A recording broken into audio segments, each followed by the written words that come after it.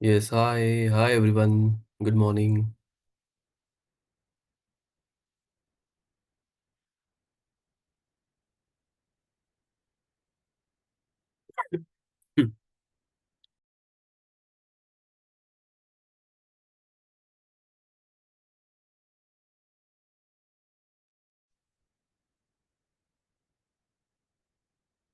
Yes. So, do you guys have any questions in the last session that we have discussed?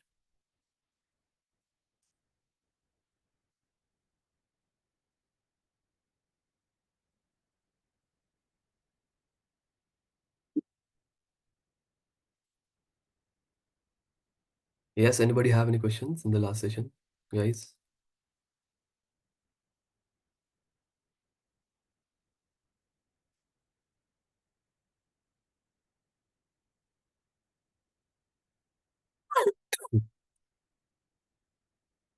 All right. So, if you don't have any questions, we'll go and move towards the next part.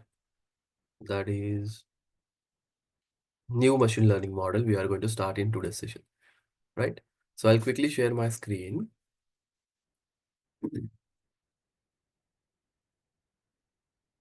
I'll quickly share my screen and I'm going to start create a new worksheet over here. Let's call it as 29th December.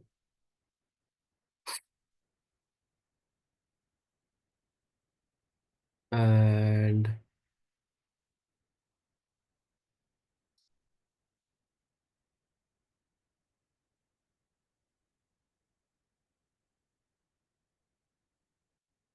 this is yesterday's date, right? This is 20th December. Yeah. Okay. So in this session, we are going to start with the tree-based model. So let us put heading as tree models, right? And let us just modify this little bit. Perfect. Now, in this thing, we are going to see introduction to decision trees, and we'll just discuss some of the uh, few basic point about the decision tree. So, in this module, you will learn about two important machine learning models. That is decision trees and random forest. You'll first learn about the decision trees and then proceed to learn about random forests, which are a collection of multiple decision trees, which is nothing but random forest, right? As the name itself suggests, it's a forest means it's a collection of multiple trees, collection of multiple trees, right?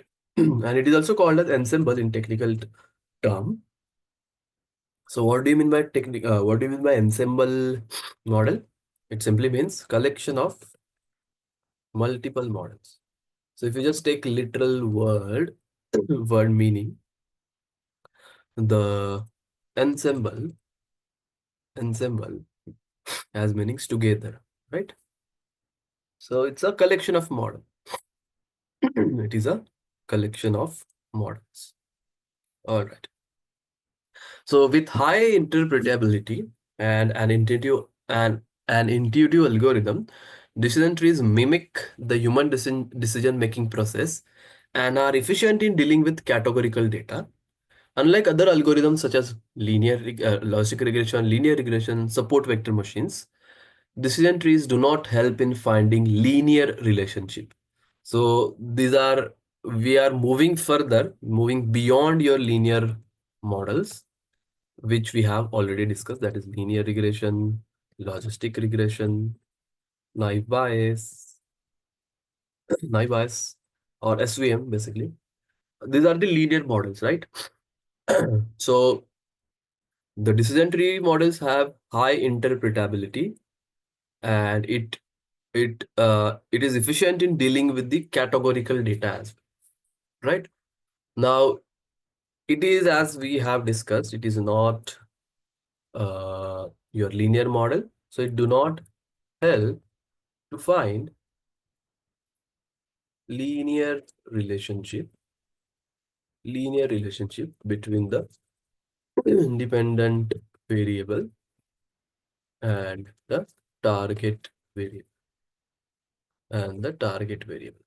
However, they can be used to model highly nonlinear data, right? The reason why we use this is if we have highly nonlinear data, so this model will give you poor result, hardly 70% accuracy, 75% accuracy, because this model will not try to capture the nonlinearity of the data. However, decision tree can be used to model highly nonlinear data, right? So you can use decision trees to explain all the factors that lead to a particular decision or prediction, and so can be used in explaining the certain business decision to entrepreneurs, or it forms the building blocks of random forest, which will be our next model, which we are going to study.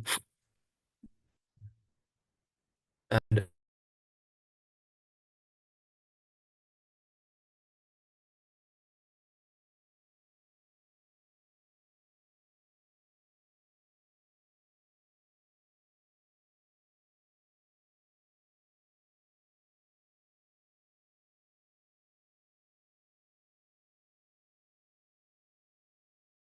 yeah, which can be used to model highly nonlinear data. And it is a building block.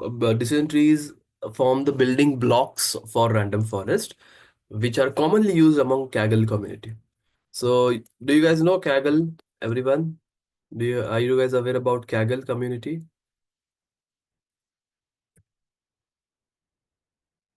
Yes. Yeah. If not, I'll just give you a quick overview of Kaggle. What Kaggle is, it is a platform created by Google. Uh, and over here, you guys will get a lot of free available data sets, which are very, very useful. It is somewhat real-time data sets. And there are some certain competitions going on every time. It is a little bit difficult and challenging. And you can see the prizes, right? So the winner who basically wins this competition uh, will be using random forest and much more complex model. So basically linear regression, logistic regression will not give you a effective result in this competitions, right? So most of the time what happens is we will not be using linear regression, logistic regression, simple models. We are going to use complex models like XGBoost, GBoost, random forest to get uh, high efficiency, and which will lead us to winning that particular competition, right? Now coming towards this part where you can see trending dataset, and you can download this dataset actually, and you can start working on this, create your own model, start your building your own model, and you can also contribute to creating this model so that you will be able to get different badges like um, expert or grandmaster or master like that. So you have to create your account on this, and you can start working on this where you will find uh, multiple data sets, multiple what we can say projects, mini projects, and whatnot. So it is very useful community. You should follow this in order to get different approaches from different people out there, like how they have solved this problem, how you should have tackled that, right? So it is very interesting. You can get the dataset over here, and you can also get different approaches to fit the machine learning model, and different approaches you can communicate with the users, different users out there, right? It's very useful. Now coming towards our discussion of Kaggle community. So random forest is one of the widely used model to win some competitions in Kaggle, or rather we go with XGBoost as well, which is the highly uh, advanced model, and it is number one machine learning model in any of the cases out there, right? So you guys will come across this sooner or later, not now because we are still in the phase of decision tree and random forest, right? But this is a start of learning ensemble technique, and XGBoost is one of the ensemble models that we have, right? Now, having said random forest is a collection of multiple trees and are considered to be one of the most efficient machine learning models, by the end of this session, you should be able to use decision trees and random forest to solve both classification and regression problems. So that is what our agenda is, right? So in this session, you are going to understand introduction to decision trees, very simple and basic approach, then interpretation of decision trees, then building decision trees. We are going to see that. We'll see tree models over linear models. We'll see decision trees for regression problems. So these are the this is our agenda for the entire session out there. Right now. Now we'll start with this introduction to decision trees. So you have learned some classical machine learning algorithms like linear regression, logistic regression, etc. for solving both regression and classification problems, right? Then what do you think what do you think is the need of going ahead with this linear models? So linear models cannot handle collinearity and non-linear relationship in the data. So that are the drawbacks. They do not handle uh, collinearity and non-linear relationship in the data as well. Now here comes the role of decision trees, which leverage these properties. You'll learn about each of these in details as you go ahead. A decision tree, as a term suggests, it uses a tree-like approach, right? Why it is called as tree? It uses a tree-like model to make predictions. Simple. So it resembles an upside down, right? Our normal tree is uh, opposite, right? It is downside up. Suppose this is a tree. So it is downside up, right? But here it is upside down. Like you start from ups and then you do this thing, split the data like this based on some criteria. So that is your upside down approach.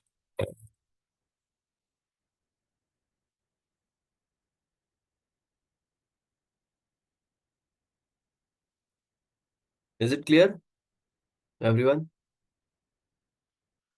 So it is an upside down tree, uses a similar process that you do to make decisions in real life by asking a series of questions to arrive at decision. Suppose you have uh, suppose you have one of the you suppose your friend is not able to decide whether we should uh, whether he should choose which branch after 12th. So what he did is he asked some of his friends, his parents, right? Yeah, his grandfather, and he is interested to take opinions from them. So parent, they both of them have suggested him to go for engineering. Friend suggested to go for medical. Uh, so one medical, engineering, three friends have suggested to go for engineering, and grandfather also suggested to go for uh, let's say engineering, right? So having let's say one. So here he has got how many votes? He has got 2 plus 3 plus 1. That is your uh, just a minute. 2 plus 3 plus 1, that is your 6, right? So 6 votes he got for uh, engineering, and only 1 vote he got for medical. So from this discussion, he decided to go for engineering, right? So it's a normal decision making by asking series of questions to arrive at a decision. It's a simple thing. Decision tree also follows the same approach. It splits data into multiple sets of data. Each of these sets is then further split into subset or to arrive at a decision. And now we'll just take one simple example to understand uh, the decision tree in more detailed fashion. So suppose you have visited a doctor for some treatment. Let's say uh, you are interested to check whether you have headache or not. Simple problem. So what will doctor will do is he will ask some questions, right? He will ask if yes, headache is yes, then he will ask for BP. Do you have BP? So if yes, or we have two options, right? BP, either it could be yes or it could be no. So if yes, then you'll check ECG. So there are certain series of questions that he will be asking to come up with the conclusion that what has happened, or is there a chance of any something critical disease or not, right? If the BP is no, he will ask fever. Do you have fever? Then fever, for fever as well, you have yes or no. For ECG as well, you have yes or no. So it gets divided into different types like this, right? So this is how your decision tree splits, right? And if fever is yes, then he'll ask viral hai kya? Do you have viral? If yes or no. So depending upon the series of question, this diagnosis uh, uh, diagnosis moves forward, right? So we can connect this with the arrows like this. These are the arrows. Then if yes, yes or no. For fever also, yes or no. So this is your decision tree, right? This is what it is known as decision tree. So everybody knows this, that we are using this particular thing of asking questions to come up with the decision, and this is nothing special about it, right? So as you saw in this example, that decision trees uses a natural decision making process. That is, it asks a series of questions in a nested if fashion, nested if else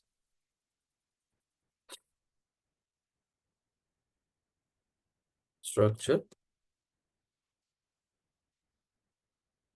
Uh, on each node, you ask a question to further split the data into data that is held by the node. If the test passes, you move to the left, and if it does not passes, you move to the right, right? And first and top node of a decision tree is called as a root node. So we'll see some of the terminologies associated with decision trees now. Let me take this figure and let me put it over here. I'll just copy this to paste it over here. Why it is not coming? Okay. Uh, Copy, paste. Not happening. Anyway, I'll just cut this then. Paste it. Not happening. ठीक है. Uh, Let me take a screenshot then. Okay, fine. So I have got the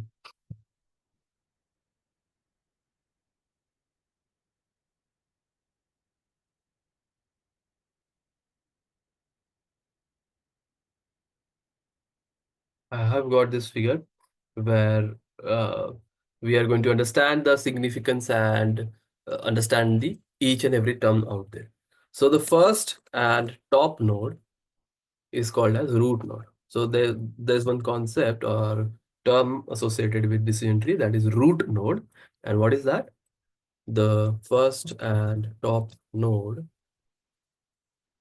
of a decision tree is called the root node. The arrows in a decision tree always point away from this node, right? And you have leaf node. Can you guys comment on leaf node? What is leaf node?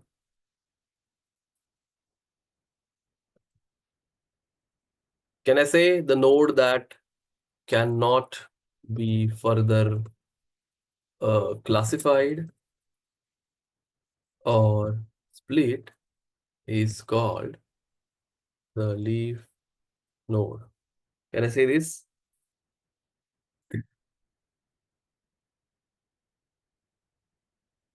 No more divisions. Correct. Very good.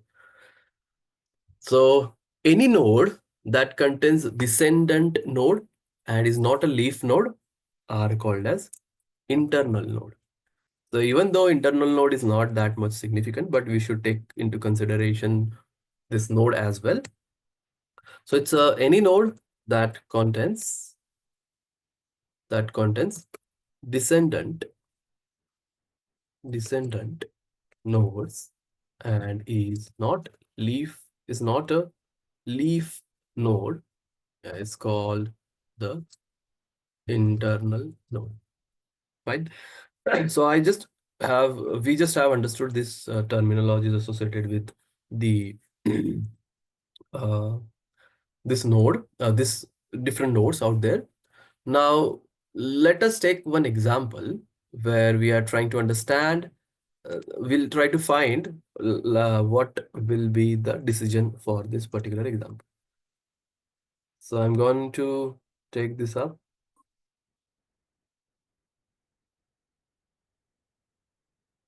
And I'm going to put it over here.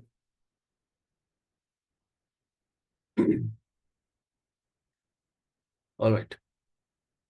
So what we'll do is now, so the question is, Netflix is looking to recommend premium membership to some of its existing members. They have constructed the decision trees given below, where first is old membership period greater than 1 year, uh, then gender yes. If it is yes, if it is no, if it is yes, we'll ask for gender. If it is male, number of violations on account sharing policy.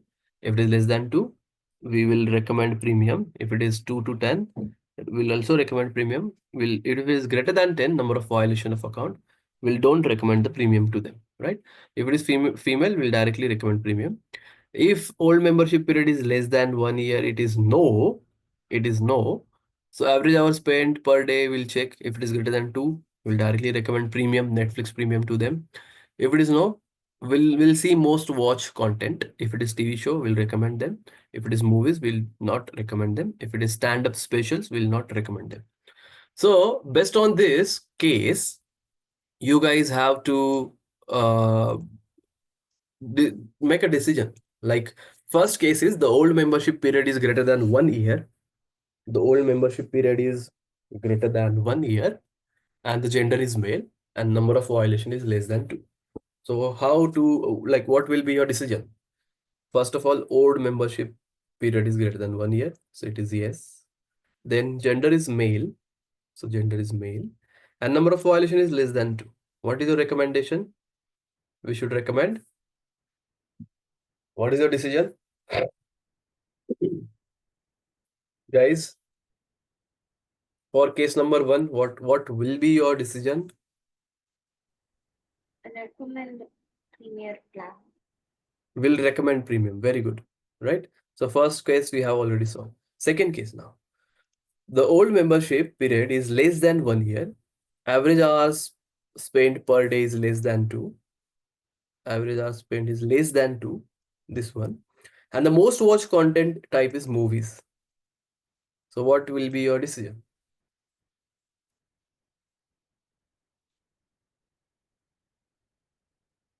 Yes, guys.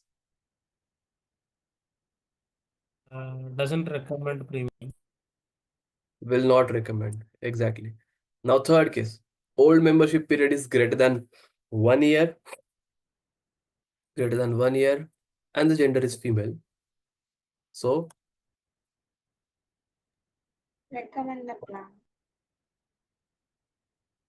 we'll recommend the premium to them, right? So, these are three simple examples to understand the decision tree working, and you guys have already understood it, right? So, it's very simple, as simple as this. So, now we'll take a look at some real life examples to understand decision trees better, right? So what we'll do is before jumping to the decision trees, we'll just put a heading as interpreting a decision tree,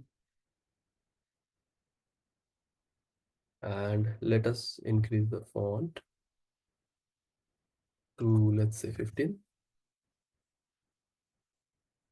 Okay. Now, before even jumping to the concepts of decision tree and constructing one on your own in Python, it is better to understand, it is important that you first understand how a decision tree is interpreted for you to have a better appreciation of the model building process. Like we have mentioned earlier as well, a decision tree is nothing but a tree asking a series of questions to arrive at a prediction. The problem at hand is to predict whether a person has heart disease or not, based on the values that various attributes such as gender, age, cholesterol. So I'll just jot down the problem statement. We have to predict whether a person has heart disease or not, right? So we have some of the columns consisting of gender of the person, age of the person, whether he has cholesterol, his level of cholesterol, the decision trees. Okay. And more than that, decision trees try to make a prediction and output a flow chart like diagram, which we have seen. Flow chart like diagram. Now let us discuss the output and how to interpret this particular thing, right? Now, there will be certain cases where you will just check age of the person. If it is less than or equals to 54.5, uh, uh, if it is true, we'll just check sex of the person. If it is female or male, we'll check that. And then further we'll split our data into this thing. Here also, if it is false, age is less than this, then we'll again check sex. If it is male, we'll check BP level. If it is greater than some certain point, we'll just check and we'll come to the conclusion that person has heart disease. Again, if the age is, if the sex is female, we'll check the cholesterol level and something like that. And then if the cholesterol is this much, we'll come up to the conclusion that person has heart disease. If it is not, we'll come up with a different conclusion like that. So that is how we are going to solve this and tackle this problem, right? So decision tree is nothing but asking a series of questions, something similar to what doctor would do when they are diagnosing their patients, right? The first question, let's say we are interested to build a decision tree. The first question that we will ask is, um, let's say, is the age less than 54.5? Yes or no? And depending on the answer, we moved to the next step where we ask whether the person is male or not, male or female, right? And so on, right? And at the end of this line of question, the uh, it lies an answer whether the person has heart disease or not, whether the person has heart disease or not.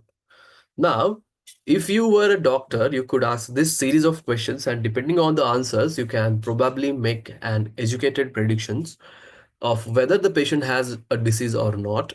These predictions here will obviously be based on your past learnings and experiences of treating such patients.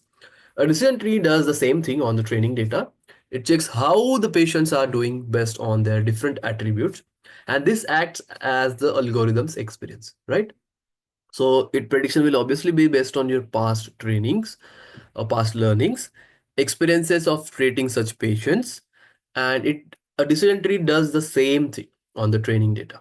It checks how patients are doing based on their different attributes. This acts like your algorithm's experience, and based on that experience, it asks the users a series of questions to predict whether the person has heart disease or not. Now, let us now look at the other side of the tree to understand the decision tree or factors leading to the heart disease, right? So, as I have discussed this point, let me take a figure. I have also uh, created a decision tree for this kind of problem statement. I'll just take it over here and we'll discuss this particular point. So, as we have discussed, we'll first check age, whether it is less than 54.5. Um, we'll check value.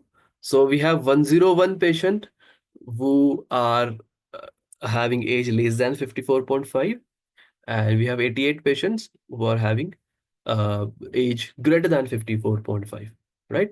Then we'll check sex. If it is less than or equals to 0.5, means, let's say, we call it as, if it is towards the if your sex is towards 1, let's say we are defining this as male, and if it is towards 0, means less than or equals to 0.5, it is female, right? The condition is, if it is less than or equals to 0.5, means it is merging towards a 0 role or 0 class, so it is female. So if this condition is true, it is female, and if it is false, it is not a female, it is a male, right? If it is sex, if sex is less than or equals to 0.5, again we have 39,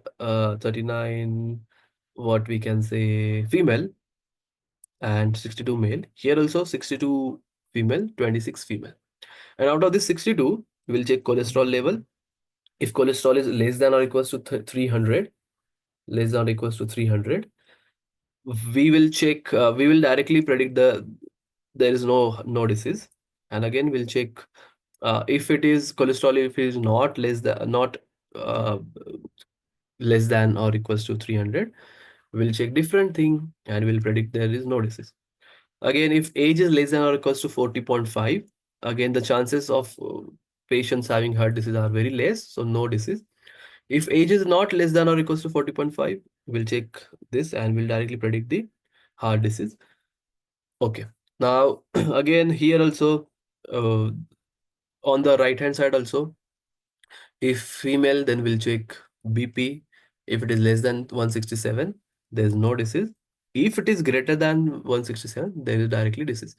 Then for cholesterol level also, for female or for male, if it is less than 272.5, there will be, I think there will be disease or no disease, something like that. So depending upon this criteria, anyway, we are going to see this thing, how to create this criteria.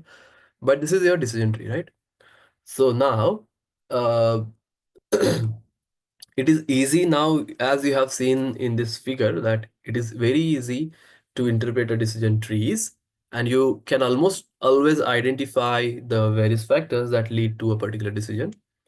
In fact, trees are often underestimated in their ability to relate the predictor variables to the predictions. As a rule of thumb, if interpretability by layman is what you are looking for a model, the decision tree should be of your of tree should be at top of your list, because anyone can understand this decision tree, right? If you ask any layman to try to understand the logistic regression, he'll fail, right? He'll not able to understand. But if interpretability, that's why we call it as, it is interpretability is very high. If your interpretability by layman is what you are looking for, what you are looking for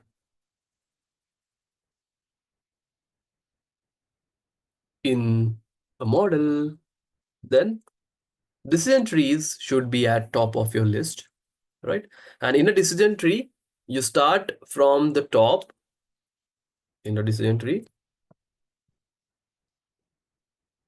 you start from the top, that is root node, and you traverse left, right, according to the result of the condition, right? Now, each new condition adds to the previous condition with the logical and you may continue to traverse further until you reach the final condition's leaf node, right? A decision tree is a value or quantity or class that is assigned to the leaf node. A decision is the value that is assigned to the leaf node. So wherever from that particular node, if splitting is not possible, we call it as a leaf node, and this gives you a decision, right? This leaf nodes will give you a decision. Now, as depicted in the heart disease example, what has happened? Where is this diagram? That's why I don't like Google Sheet. Excel is very...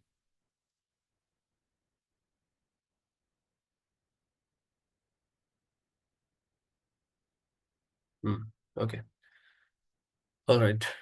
So what we are discussing is, as depicted in the heart disease example in the image above, the leaf nodes are labeled disease, indicating that person has heart disease or no disease, which means that person does not have heart disease, right?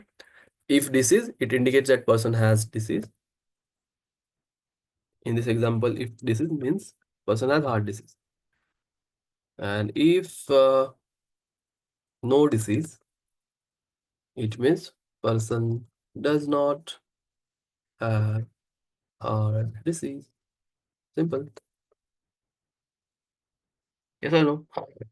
So note that the splits are effectively partitioning the data into different groups with similar chances of heart disease. So in decision trees, you can traverse the attributes backwards and identify the factors that lead to the particular decision.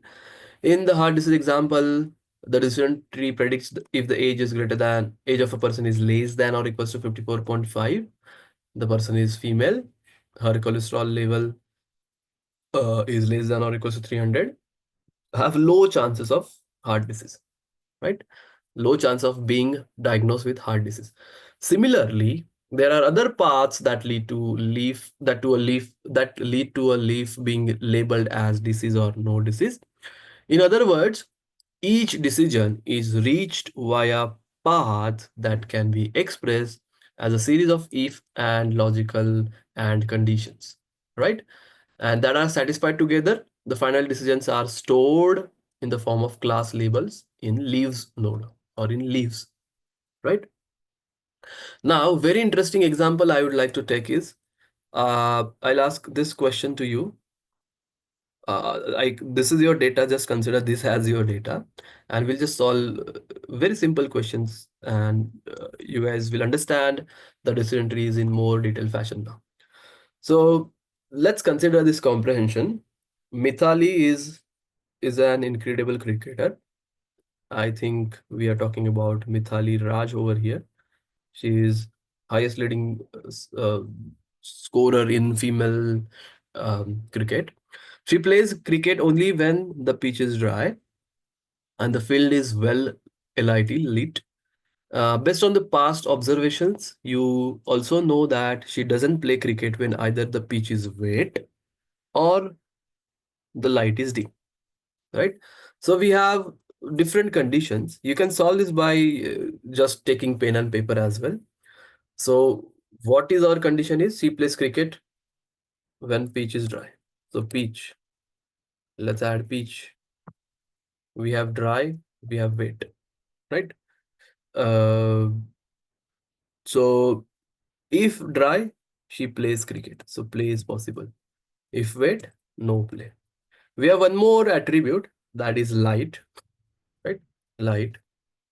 Light is dim, light is light. Let's say light. If it is dim, she'll not play cricket. If it is light, she'll play cricket. Simple. So according to this, you have to answer a few questions that we are going to see now. So I think questions are, we have three questions. Uh, okay, we have three questions. These are the questions that we have. I think You guys will able to see this. Yeah, yeah, it is properly visible, right? Is it visible to you? This diagrams are visible to you, everyone? Yes, guys? Correct. All right. So which of the decision trees given in the image below would correctly predict whether Mithali will play cricket or not? We have four options. Out of these four options, you have to predict where, when, in which scenario the play will happen, play will be possible. In which scenario play will be possible.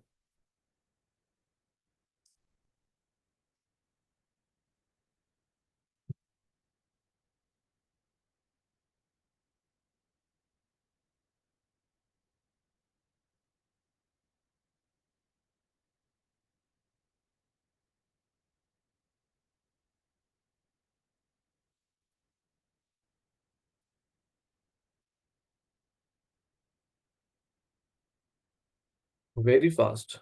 One student has given answer. What about other guys? What do you think?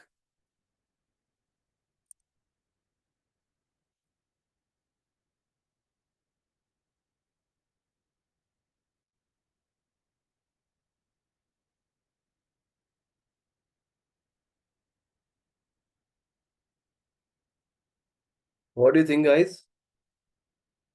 I got answer from Darshini, Karthik.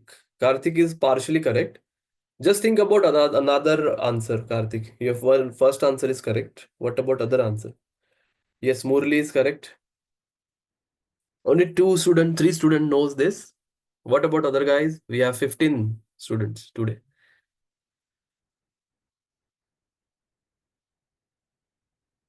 Yes, everyone. What do you think?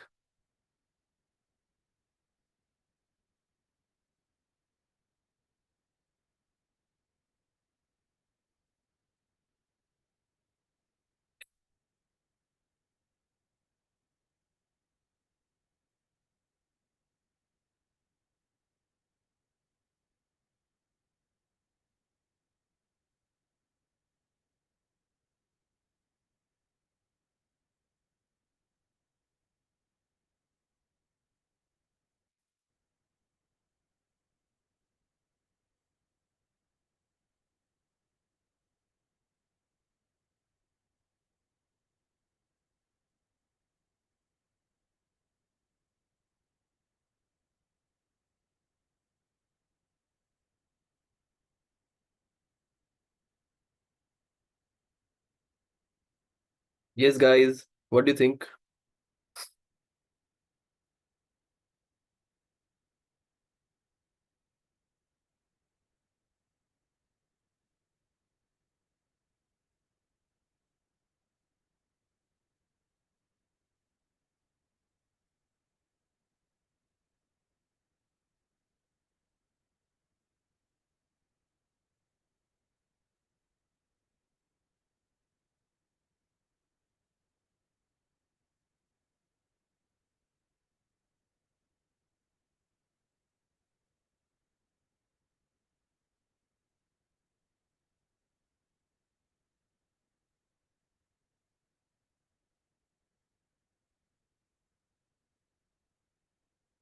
All right.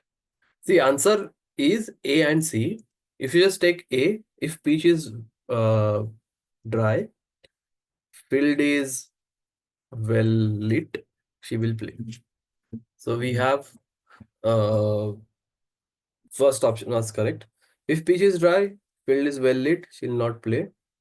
If peach is dry, field is dim, she'll play. She's also this is also wrong, right? Uh, because if the well lit, she will play, and if peach is dry, she'll play. So second is wrong. Third, if peach is dry, field is well lit, she'll play. This is correct. If peach is dry, field is dim, she'll not play. Correct. If peach is wet, field is well lit, she'll not play. If again peach is wet, she is not going to play no matter what the circumstances are. Again, if the peach is wet and field is dim, she'll also not play. So this is correct, C. And what about D? If pitch is dry, no play. This is wrong. Pitch is wet, field is well lit. This is also wrong because pitch is wet, the game is not possible. So answers are A and C. Now that you have understood, okay, we can go to the next question. Next questions are this only. Yes, this only. Tu- tu- tu- tu- tu.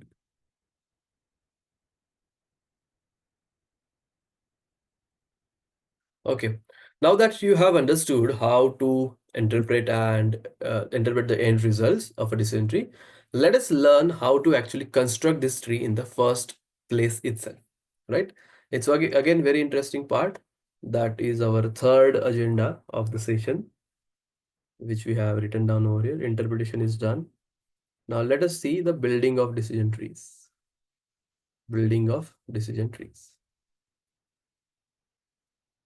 right? Let's see this. All right. So let us put heading as building decision trees.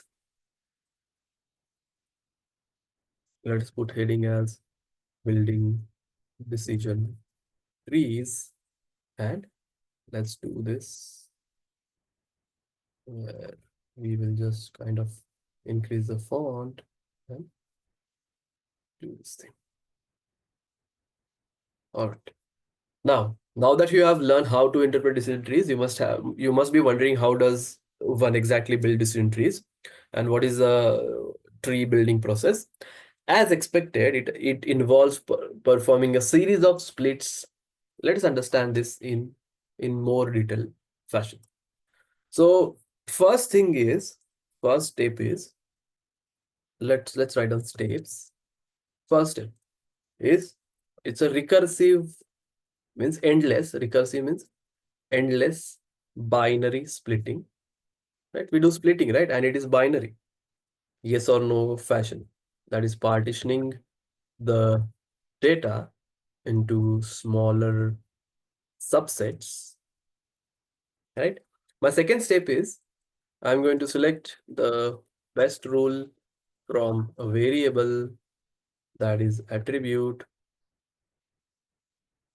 for the split. My third step is I'm going to apply the split based on the rules obtained from the attributes. Fourth is repeating the repeating the process for the subsets obtained. Fifth one is continuing the process, continue in the process for the subsets obtained. And sixth one is assigning the majority class average value as the prediction. Right, so these are the steps that we have.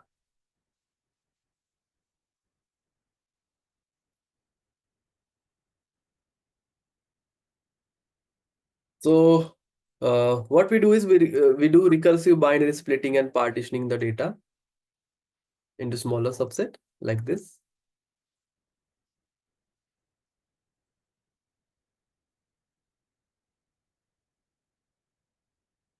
Right. Then next is we select the best rule from a variable attribute for the split. We select the best rule. Like what could be the age criteria, what could be the cholesterol criteria, what could be this criteria. So we select that best rule from the variable attribute for the split.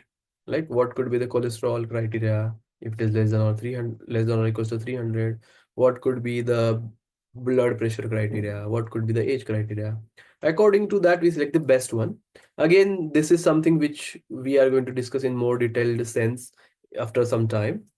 So how to select the best variable or best attribute. Third is we apply split based on the rules obtained from the attributes. Like For example, cholesterol. If it is less than or equals to 300, that is my best rule. So we further do splitting based on the rules obtained from the attributes. Fourth is I'm going to repeat the process from subsets obtained. I'm going to repeat the process from the subsets obtained. Fifth is continuing the process for the subsets obtained over there. And last is assigning the majority class average value as the prediction. So let's say I have done a simple prediction, simple decision tree like this.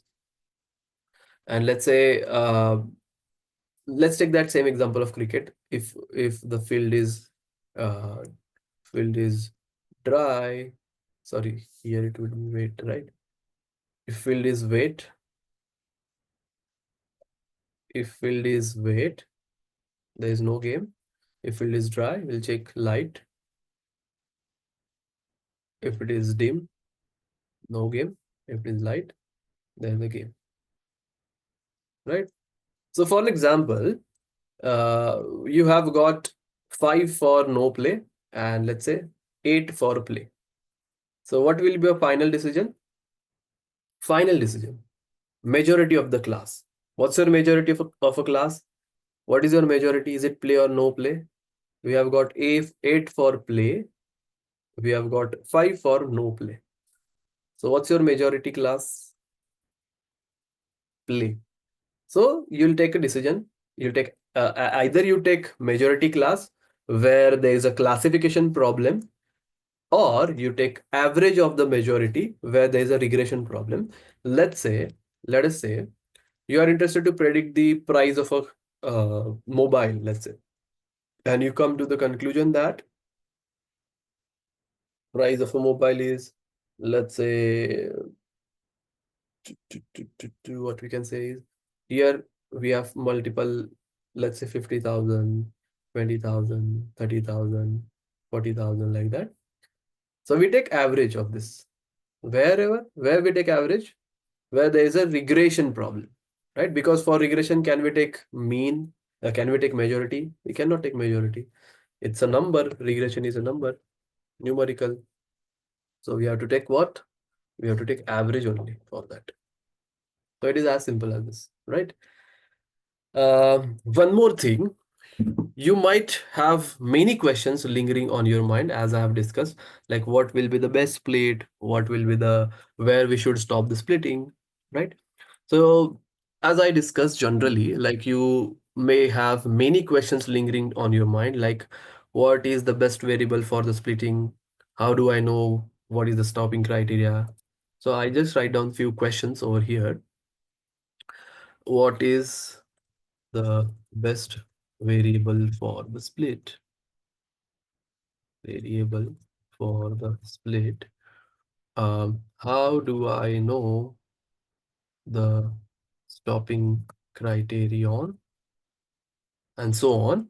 Don't worry, as the steps you learned just now, as the steps you learned just now is is just a high level view of the tree building process. In the coming session, you will learn each of this process in detail. So we have specific discussion for, let's say, half an hour or 40 to 45 minutes for this separately for these questions. Now the decision tree is what? It is a top down approach. Top down approach means it refers to the process of starting from the top uh, with the whole data and gradually splitting the data into smaller subsets, right? And the reason we call it as greedy, this is again very important keyword. Like if you understood this, you can proudly say this thing in interview that you know this, and you can spend time discussing this thing, spend half an hour discussing 5 to 10 minutes discussing this entire greedy approach method itself, right? So the reason we call this process as greedy, decision tree is greedy, because it does not take into account what will happen in the next 2 or 3 steps, right? So it will not think about the future decision. Let's say if you split this, it will just only merely think about this. It will not think, if I take criteria, let's say age less than or equals to 50.5. So what will happen next? What can be the chances, right? As we think while playing chess, like what could be the scenario if I play this move, if I play my pawn or let's say horse to this particular place, to this particular box, what will happen next, right? What can be the possible scenario? So that is not greedy, right? That is non-greedy approach. But greedy in the sense, what happens is dysentery is so simple and so innocent that it will not think beyond the steps, right? What will happen if I split after cholesterol level? It does not take that into account. It simply thinks at that particular level itself that if I just have to split this, I will get this and this, right? It will not think if I do splitting based on cholesterol less than 300, I would have got least accurate result. If I do cholesterol based, if I split based on the level of cholesterol, let's say 250, I would have got more accurate result than 300. It doesn't take this into account, right? As it is very simple and naive. So that is what greedy approach is. It does not takes into account what will happen with the next 2 3 steps. The uh, structure entire structure of the the tree changes with small variations in the input data. This in turn changes the way you split. This in turn changes the way you split and the final decisions altogether. This in turn changes the way you split and the final decisions altogether. And this means that the process is not holistic in nature, as it only aims to gain an immediate result that is derived after splitting the data at a particular node itself based on certain rule of attributes. So if you do some changes in the splitting, your accuracy will change. And this regularly happens, that it will not takes into account that what will happen after the next 2 to 3 steps, right? So this entire structure of the tree changes with small variation in the input data. That is why it is called as greedy approach, right? So that is what the necessary thing and very important part is about the decision tree. It is, we call it as a greedy approach, and the reason why we call it as a greedy approach is this only, right? So that's what we have. Now let us try to build decision trees classification in Python, right? Let us do this. So just a minute. I'll just take the next agenda. What is our next agenda is tree over linear models. No, we'll go and actually build the decision tree. Uh, we'll build the decision tree in Python, right? So what I'm going to do is I'm going to share a data set. I think it's already there. You just download this quickly, everyone, and uh, we'll open Colab. We'll open Colab and yeah, okay. We'll do this in Python now. Before doing this, actually, we should take a break. So I'll just put a heading as decision tree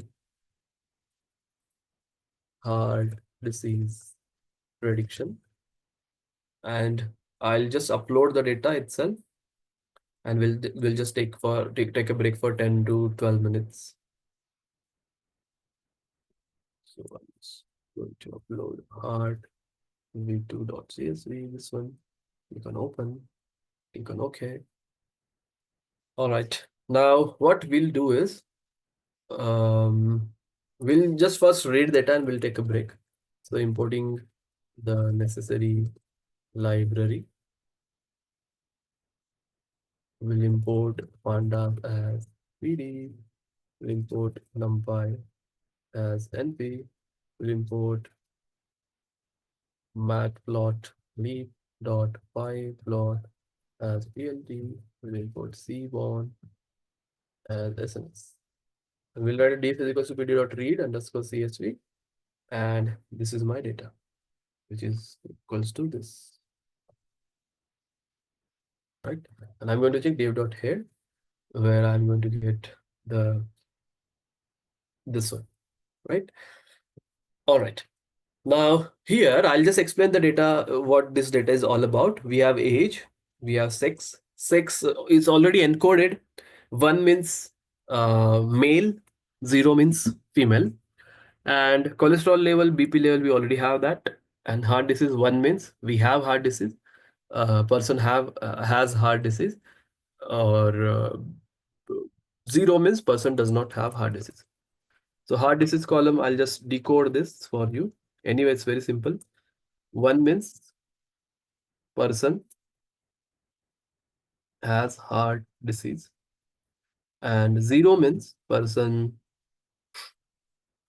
does not have heart disease, right? And we have sex column as well. For that, sex equals to 1 means person is male, and 0 means person is female. 0 means person is female. Now that's what your entire data structure, data set is all about. Uh, yes. Okay. So it's 10:12, right? We'll be back exactly at 10:27. All right. So I'll request everyone to go through uh, this one theoretical part, which is indirectly I'm giving you notes only, right? If you want to modify this, you can download and write down your own notes. So this is your online virtual notes that you can consider, right?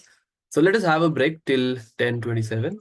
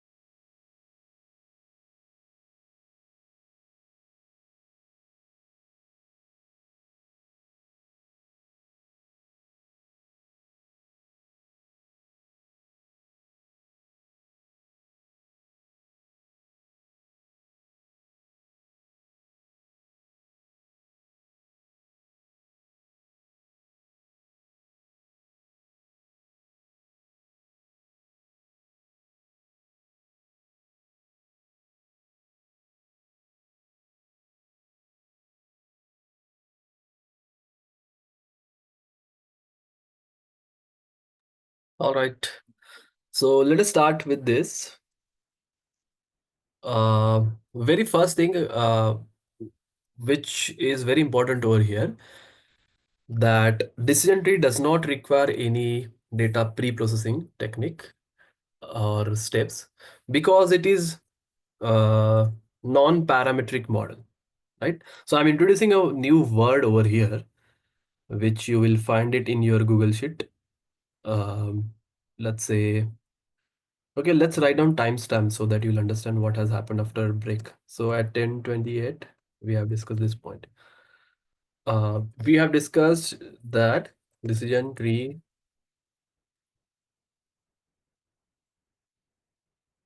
is non-parametric model. What do you mean by this? Again, I would like to give you this part as part of your homework. Anyway, in the next session, we are going to discuss this point. What do you mean by non-parametric model? Just read about this, and I want few input from this from you guys as well related to this as right. So you can go anywhere and just write down what do you mean by non-parametric model in machine learning. You'll get to see n number of things, and one of the part is no assumption. It does not require any assumption. So the assumption that we have seen for linear regressions, that it should follow multi-col, it should not be having multicollinearity, it should follow linear relationship. The the error terms are also should be normally distributed. There should not be any, there should be very less or no multicollinearity in the data. And the variance with respect to regression line, variance of error terms with respect to regression line should be constant throughout the regression line. That is your homoskedasticity. The decision tree, linear regression should not have heteroskedasticity. So likewise, you have different assumptions, right, for linear regression. So one of the part in non-parametric model is it does not require any assumption. So it's very, very flexible. It does not require any assumption. And you can read more about this. I would like to discuss this thing once I get any input from you. So I would be asking this in this particular point on next Saturday itself. So we'll discuss this point, right? Now, so it does not require pre-processing as well. Decision tree, I'll write down over here that decision tree does not require the pre-processing steps. What do you mean by pre-processing? It is very sensitive. It is not sensitive to outlier, right? So it is very good part for us. We should not check outliers before moving further, right? So that itself solves our time-consuming task. It reduces that of identifying and removing the outliers. Now, to keep this simple and focus on building decision trees only, we are skipping any data preparation or feature manipulation techniques. You also need to install GraphViz to visualize the decision tree. So the decision tree that we have seen over here, this one, which is created by using GraphViz library. We need to install that. So we'll do this thing first. We need to install GraphViz. So how do you install GraphViz is just a minute. It is very time consuming task. So it's better to skip that and just install py.plus. So I'll return pip install py.plus, simple, right? And yeah, perfect, perfect. So if I just run this, so you can go ahead and explore GraphViz. Again, it's relatively time consuming, and anyway, it is not that much essential. So I would basically, I don't prefer this GraphViz library in my day-to-day work or in our project work. So you also can have leverage to skip that. But if you are really interested to this, you can download this and start installing GraphViz.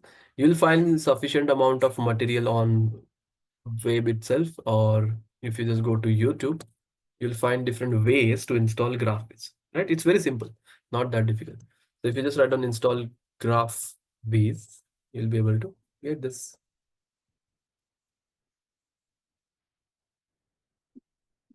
Simple.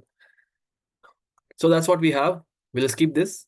I'll tell you one of the simple alternatives to plot the decision trees like this, right? I'm going to give you simple alternative to draw a tree like this, and which is very, very simple. So why should we go with the alternative difficult task, right? Now, now, what we are interested to do is we are interested to just give me a minute, just a minute.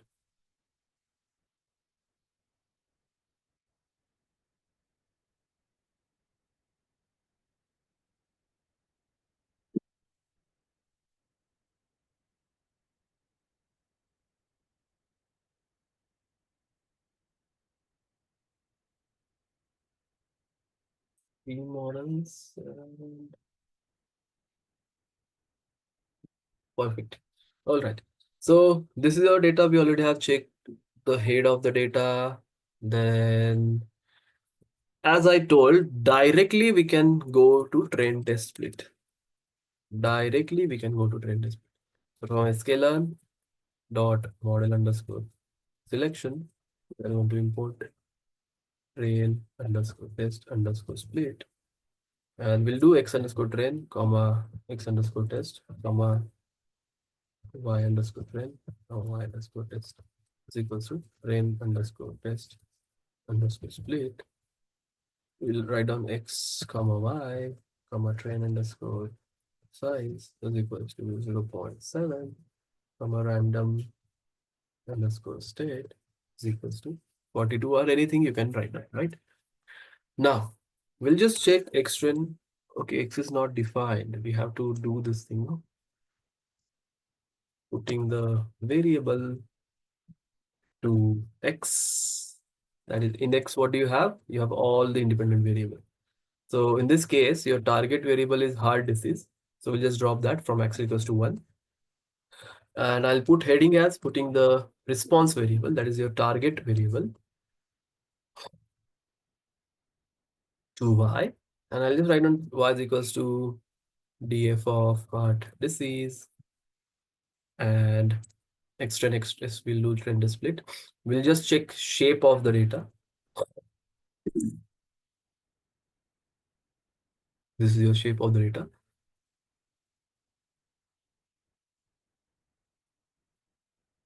Fitting the decision tree with default hyper parameters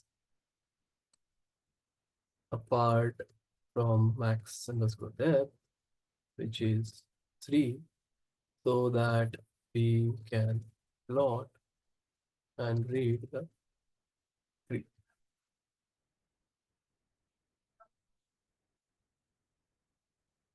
From sklearn dot tree, we are going to import decision tree classifier.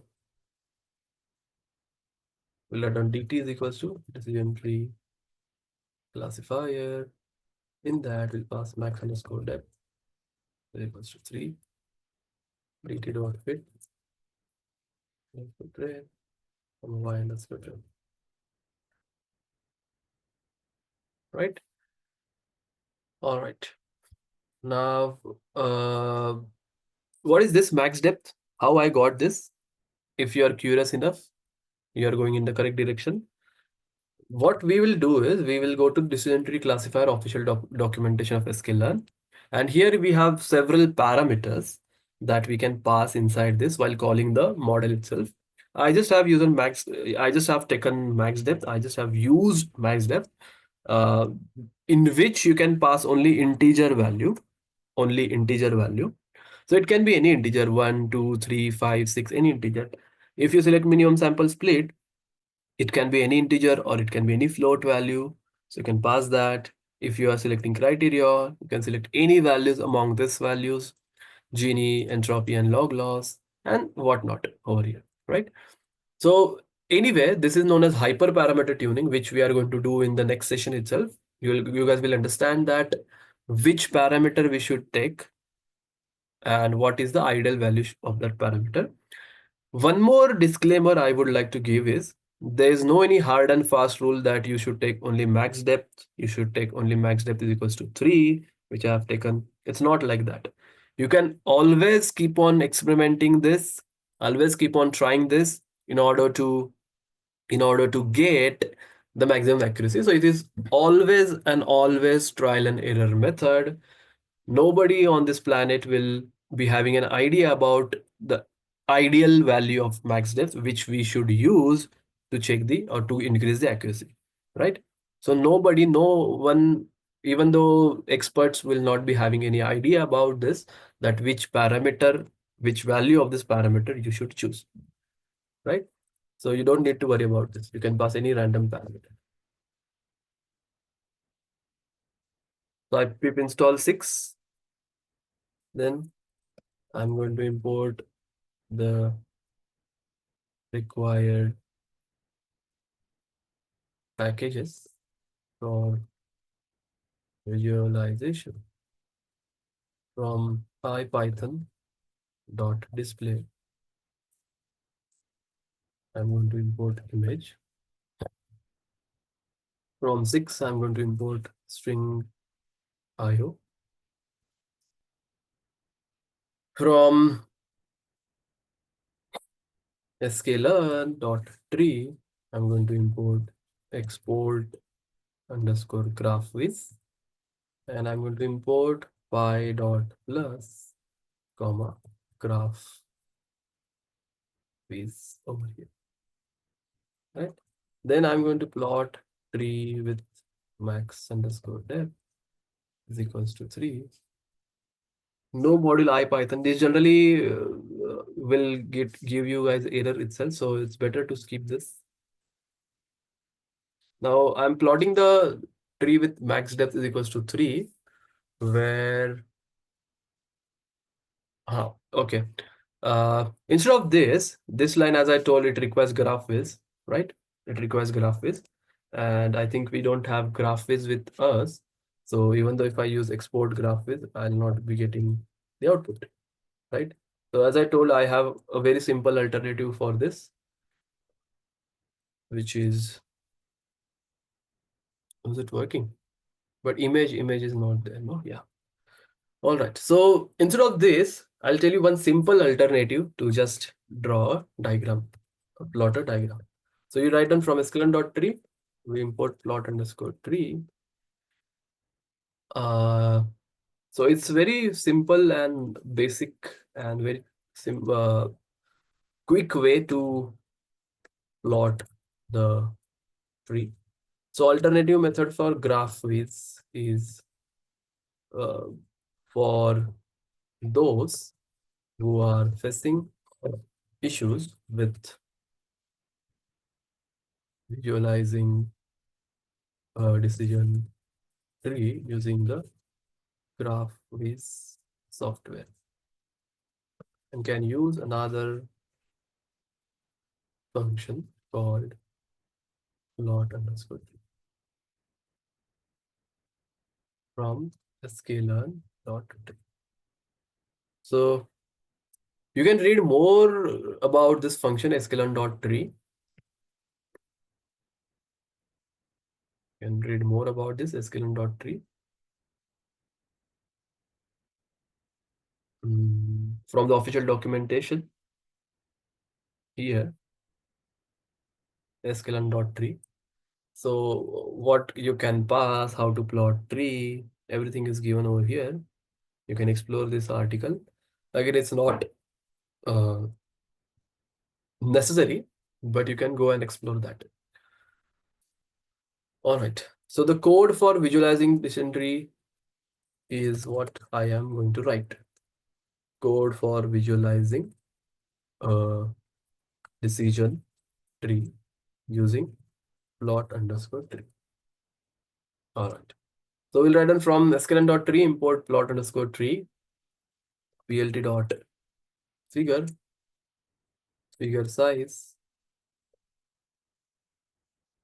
is equals to 60 comma 30 plot underscore tree In that we'll pass dt comma feature underscore names is equals to x dot columns comma class underscore names is equals to no disease comma disease.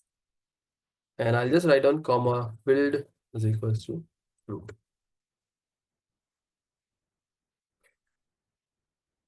What happened?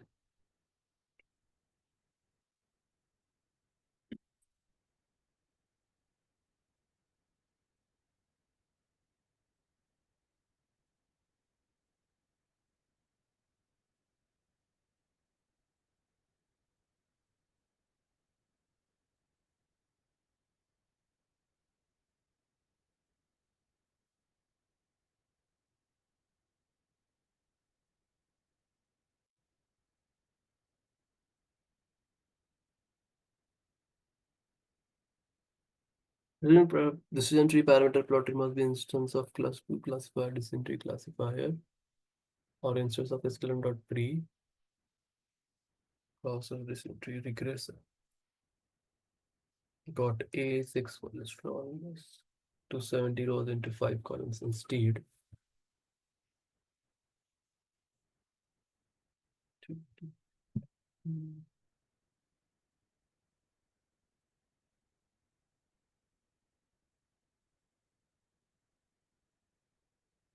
Okay, DF not DT, it should be DT, no? Because we have created decision tree object as DT. I have passed DF. Yes. Now, if you see, this is your decision tree as simple as this, right?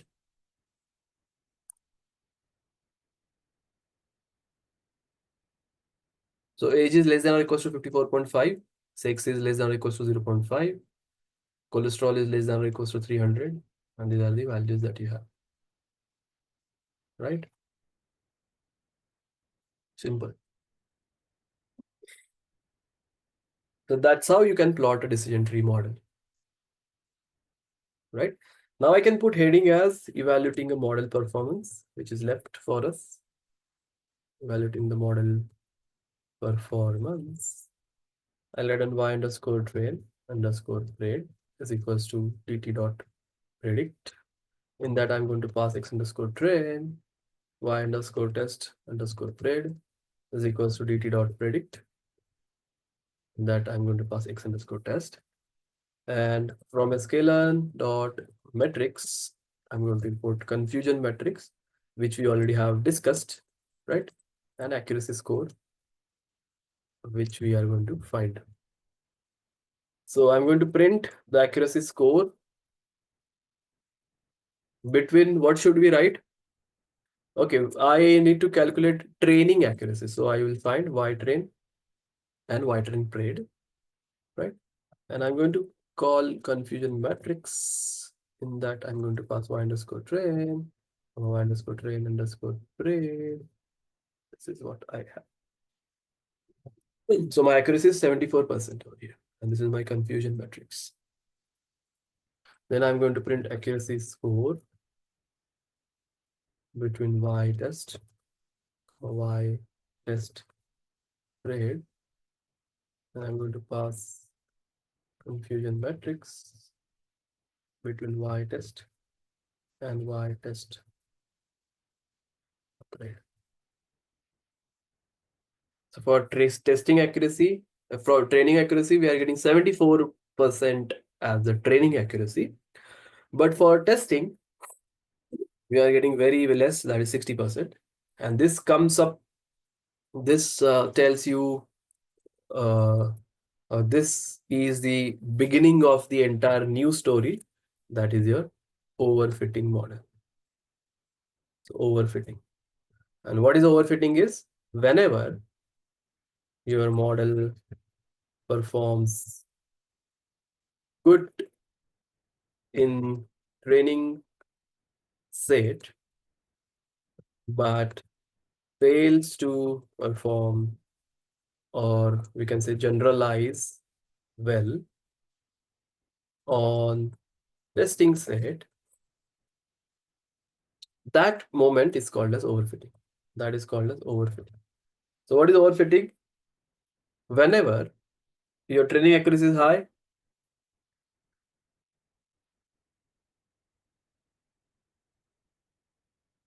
and testing accuracy is low, it is called as overfitting.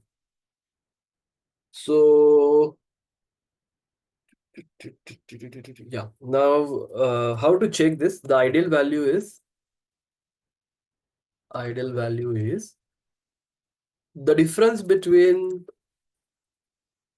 training and testing accuracy should be less than or equals to, this is allowed, less than or equals to 5.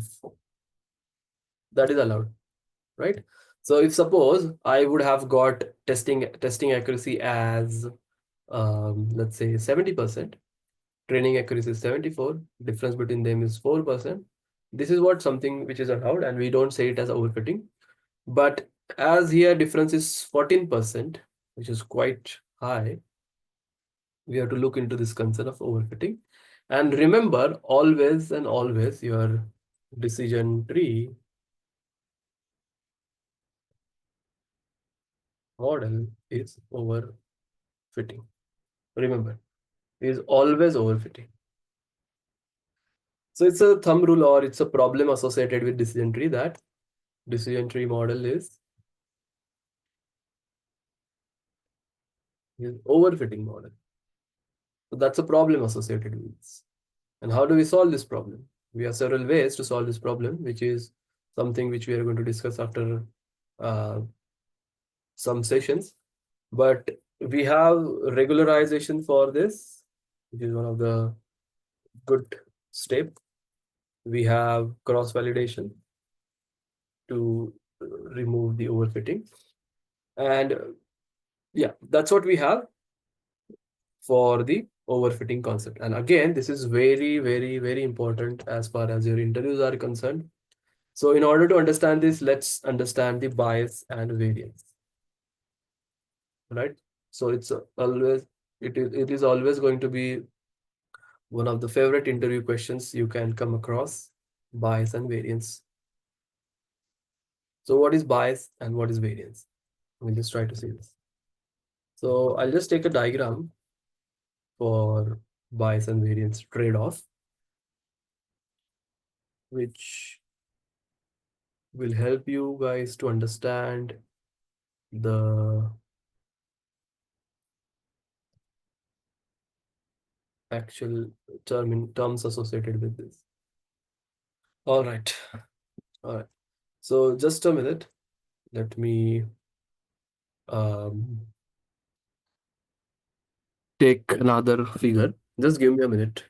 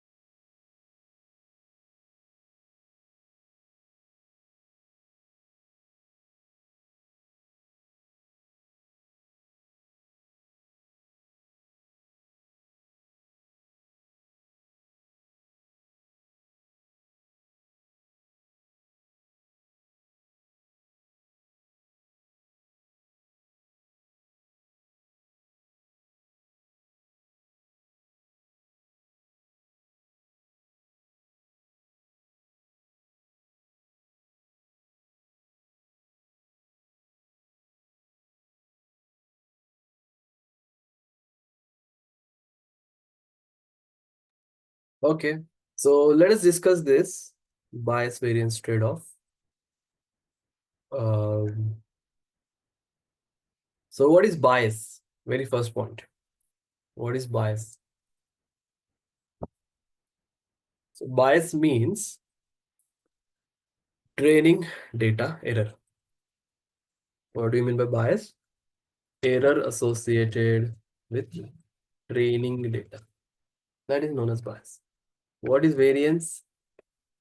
Error associated with testing data. Error associated with testing data. That is your variance.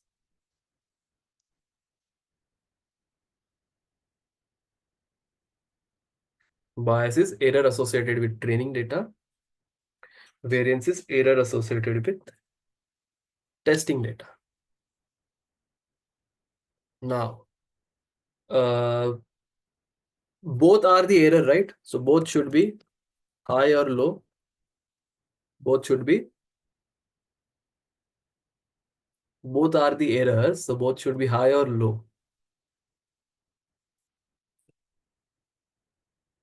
Both should be low, right?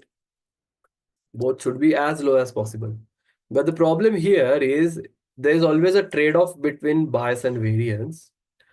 So bias is red. It has nature like this. On x-axis, you have model complexity, means the number of data sets that you are taking in very simple words. So if you increase model complexity, if you increase number of data sets, your bias decreases, right? Your bias decreases.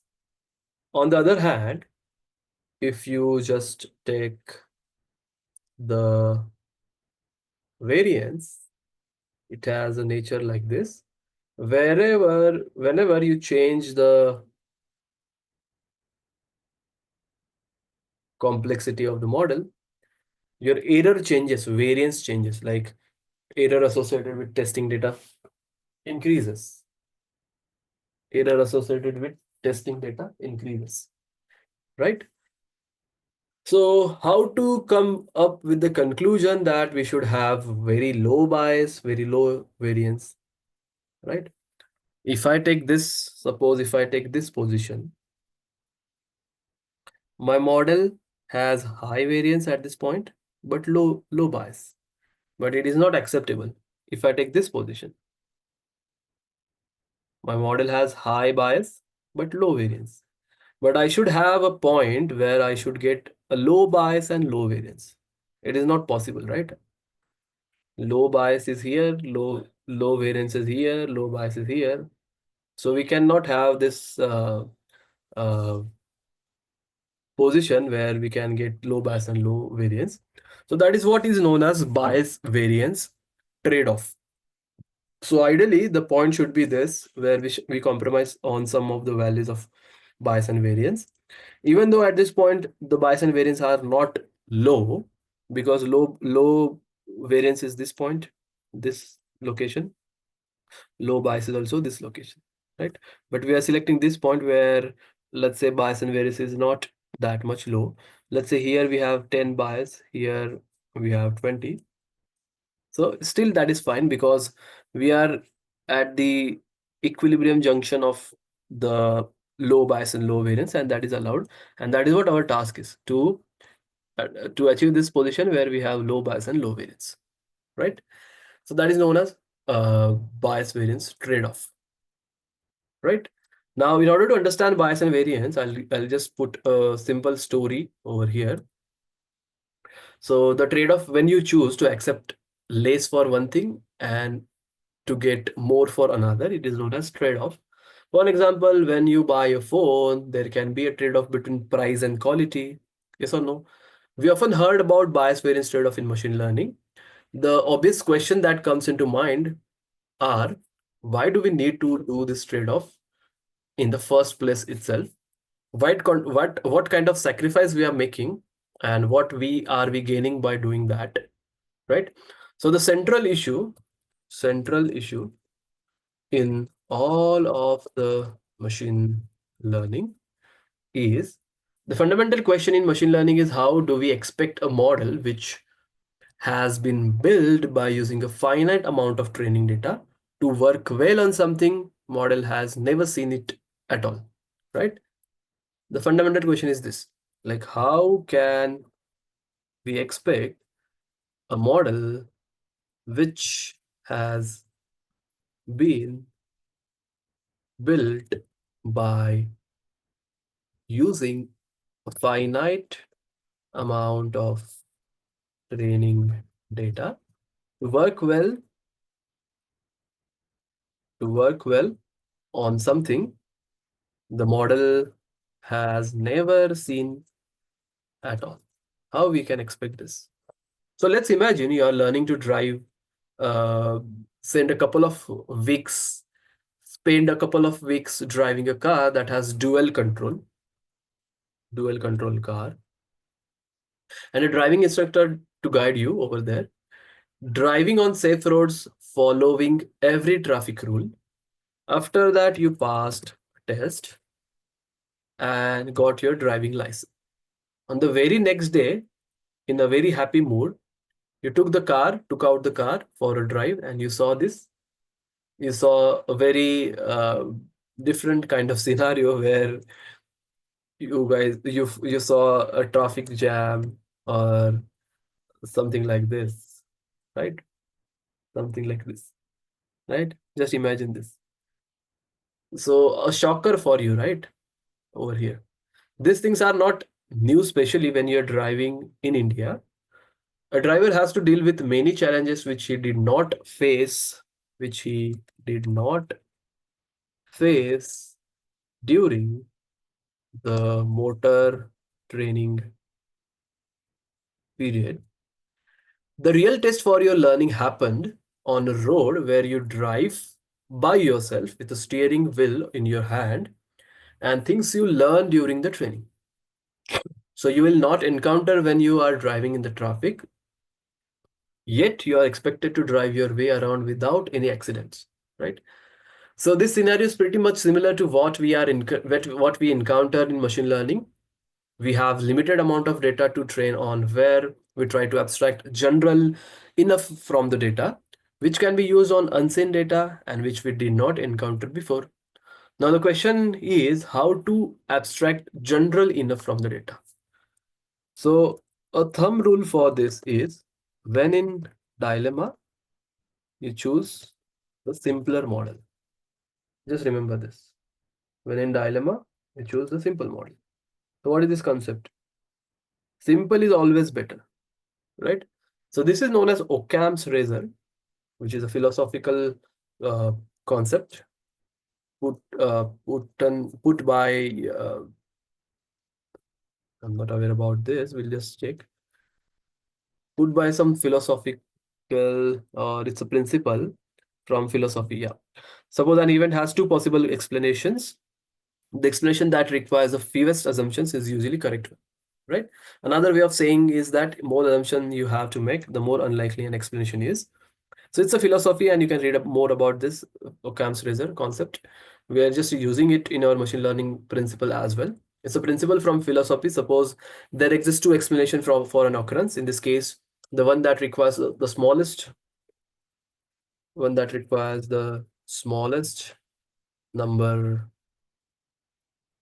of assumptions is usually correct, right?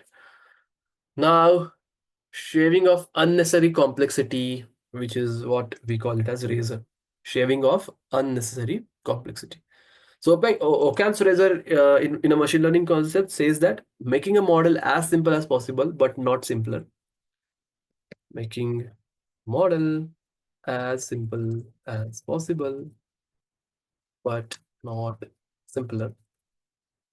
Now, for example, in decision tree, we ask series of true and false questions, and the depth of the tree will indicate how many questions we ask. Suppose we build two trees, one with a depth of 4 and another one with a depth of 6, and the performance of both the trees are similar. Then according to uh, Occam's razor principle, If the performance is similar, then why there is need of complexity, right?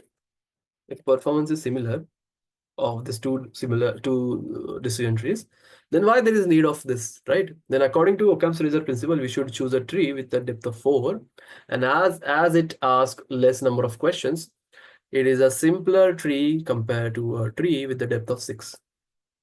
So to abstract general enough from the data, we need to build a simpler model. If we build a model more complex than it needs to be, then we have a problem at our hands. If we build a model way too complex, then it is probably way too weak, right? Now the question is what term the simple and complex means in the context of machine learning, and how to build a simpler model. So simplicity versus complexity. So let's imagine we have two students preparing for competitive exam like JEE, preparing for competitive exams like JEE, where the core subjects are physics, maths, and chemistry. So we call it as PCM. And both the students have different approach towards the exam, right? Both have different mental models. So illustration of both the students are different. Let's say we have student number one. He is going through the syllabus and mugging up and solve a whole lot of different questions and learning the pattern from the previous year questions and preparing to ensure to answer the certain kind of questions within 3 hours. So basically, he's only focusing on cracking the exam, cracking the exam, right? Let's consider student number two now. He is very serious about the subjects. He has clear understanding. He has clear understanding of the fundamental subjects. According to him, there's no need to solve hundreds of questions. No need to solve this as long as your basics are clear. You can solve the questions using fundamental understanding given enough amount of time, right? Now let us consider two different scenarios on the exam day. We have scenario number one, where the question paper was very similar to the question paper to the question paper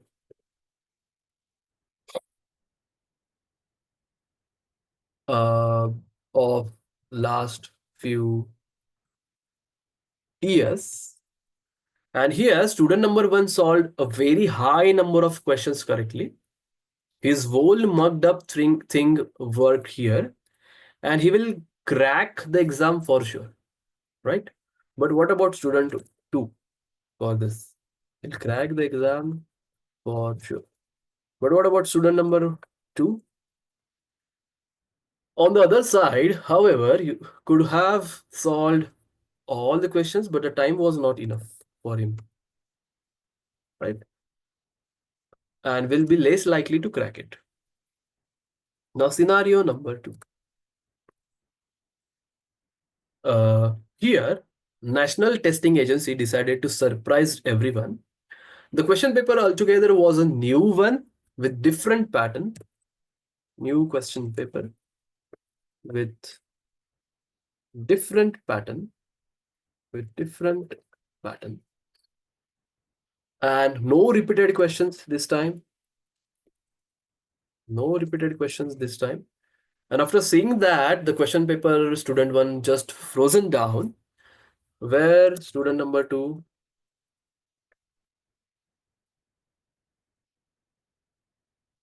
where student number two, um, on the other hand, like the student number one is frozen down. He was very confused. He was very confused and about what to do here. He was surely going to fail, right? On the other hand, student 2 could have solved the questions as his fundamentals were clear but did not have sufficient time. In this scenario, also, chances of him cracking the exam were very less, right? He has solved solved the questions, but as his fundamentals were clear, he did not have Sufficient time in this scenario, also chances of him cracking the exam very less. Now let us observe, analyze the situation given above and try to figure out why do we seek simplicity, right? Let's try to figure out why do we seek simplicity. Student 1 here represents complex model. Complex model. He has mugged up the whole syllabus, watched the tutorial, and solved the exams. Watch the tutorial and solve examples for that. We have student number 2. We have student number 2, where he represents a simple model as he only relied on fundamental principles of subject. So it's very simple model. Now we can observe enough, even though the time was not sufficient, student 2 was able to solve the questions in both scenarios. Yes or no? Even the time was not sufficient. Student 2, who is simple, he was able to solve in both the scenarios.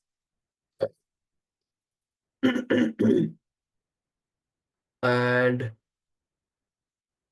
whereas student 1 failed miserably in second scenario as the questions were unseen, and it is an illustration of simpler the model, more generalizable it is, and it is likely to perform in different kind of situation. That is an illustration of this. So I'll just write down this in highlighted font. Simpler the model, more generalizable it is, and likely to perform in different kind of situations over there. So we'll just select this. We will highlight this, increase the font to, let's say, 30. This is what we have, right? This is what it is. Okay. Now we can also observe that the reading material used by student 1 is far more than student 2. So if students 1 somehow got access to the material from where the scenario 2 question paper came from, he could have cracked the exam. Whereas student 1 has gone through very less reading material, we can agree that the simpler model requires less training data compared to the complex one. Yes or no? Simpler model requires less training data as compared to the complex one. Because student 2, if if he would have got the the question paper or the resources from where the second scenario question paper arrived, he would have also scored that, right? In very like he would also have got uh, cracked that exam. He would also have got, or he would have got uh, passing marks at least over there. Now, scenario number 3 is student 1 performance depend upon the kind of questions will be asked, whereas student 2 won't care about the question paper as his basics were clear. So can I say the simpler the model is more robust to any situation compared to the complex model? Yes or no? Right? So are you guys understanding uh, this three approaches, this three important point? Is it clear, everyone?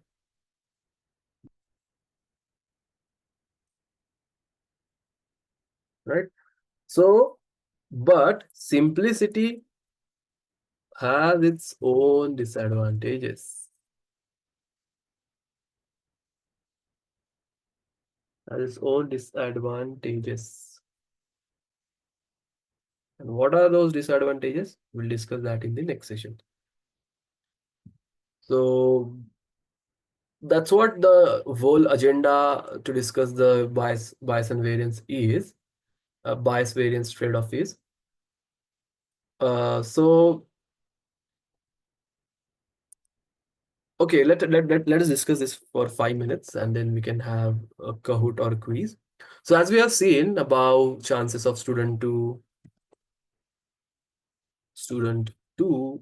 clearing the exam are very less in both scenarios, as the given time is not sufficient for him. Given time is not sufficient for him. So he had not done exam centric preparation. Yes or no? No exam centric preparation. Like a little bit of mugging up and learning new tricks to solve questions in less time. You could have done that. So what could be the solution where both the students will be able to crack the exam in both scenarios? What could be the situation where both the students will crack the examination? Yes. So here the trade-off comes into the play.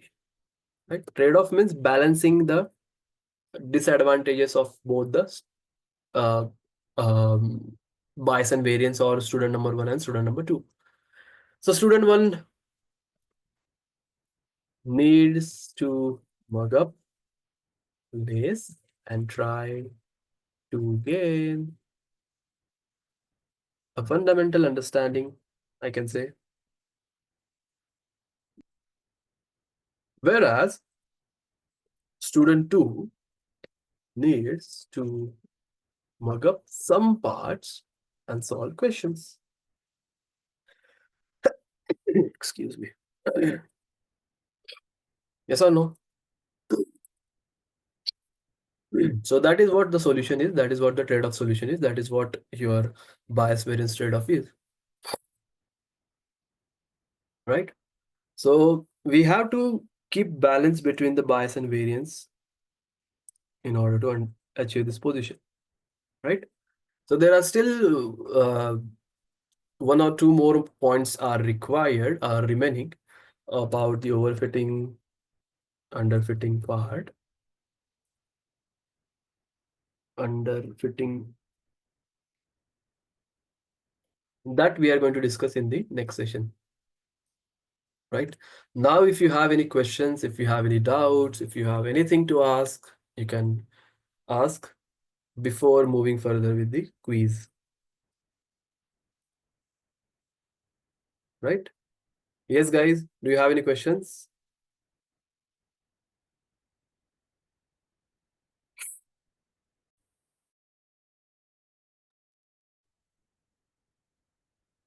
I can see only one response. What about other guys?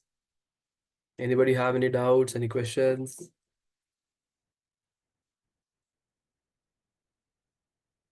What are the Gini impurities that were indicated in the decision tree? Yes, good question. We have not discussed this.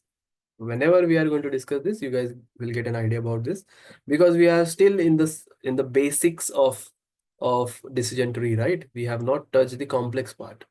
So I have not explained that particular scenario of homogeneity, entropy, Gini impurities. We have not discussed that.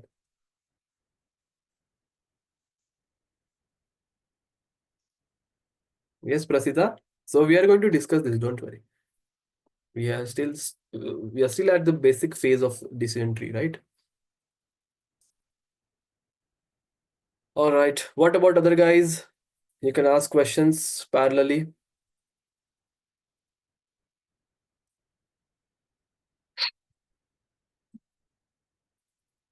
Excuse me.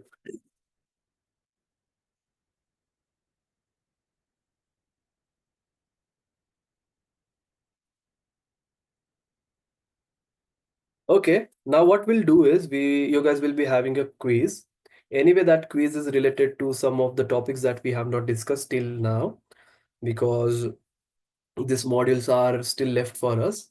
But anyway, you can give it a try and try to solve this quiz, and then we'll discuss with the questions and doubts that you have. right? So now you can get the quiz and it will be started.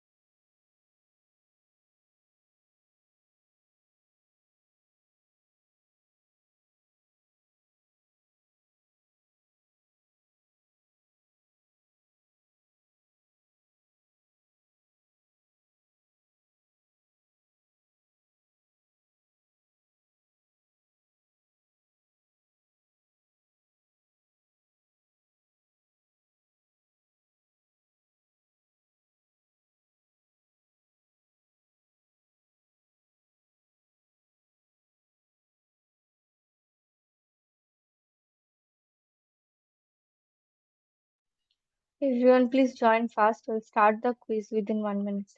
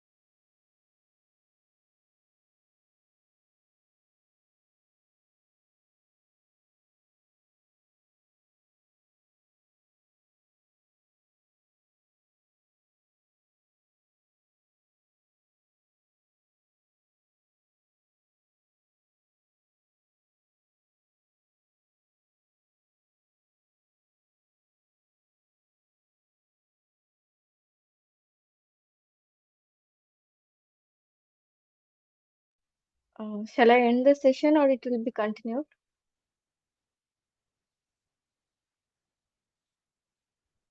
Yeah, sorry.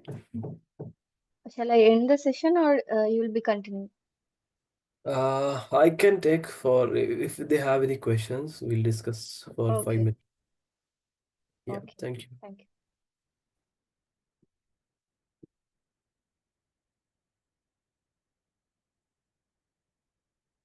Yes, everyone. Do you guys have any questions, or if you want to discuss anything, or if you want to discuss anything that we should add in our session, you can discuss with me, right? Feel free to ask or give suggestions that uh, we should follow, and I'll definitely uh, add those in our session, right? So if you want to discuss anything, you can discuss.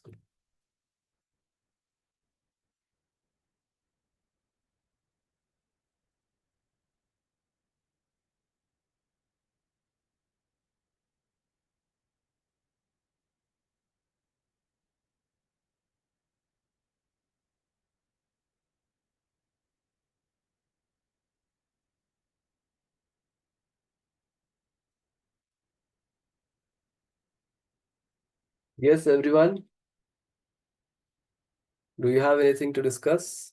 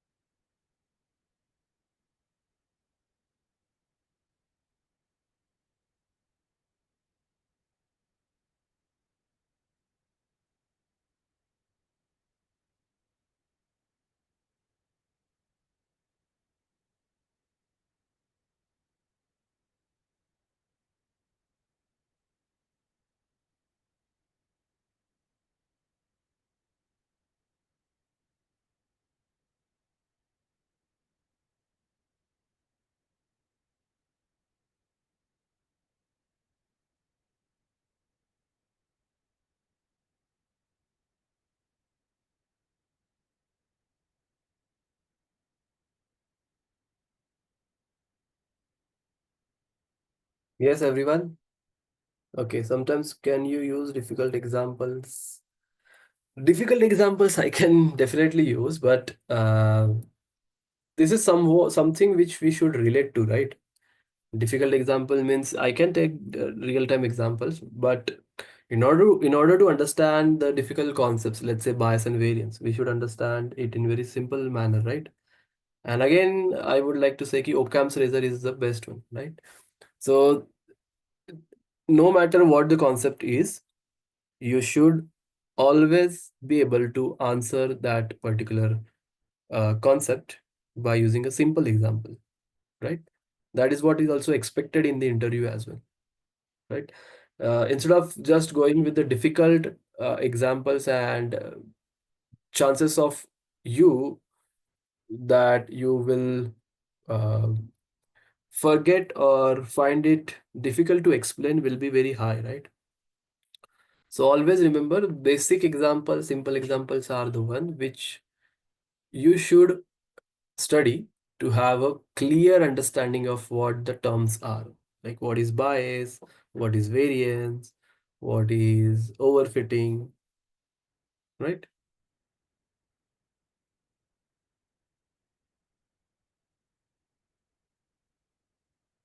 Chalo. ठीक है, everyone. All right then. Thank you.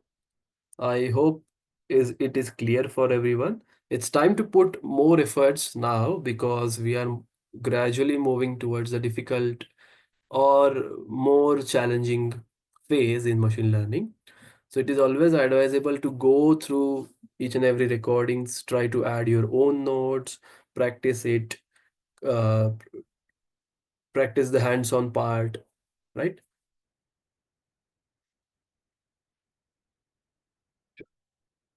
All right, then everyone. Thank you. Happy learning. Bye.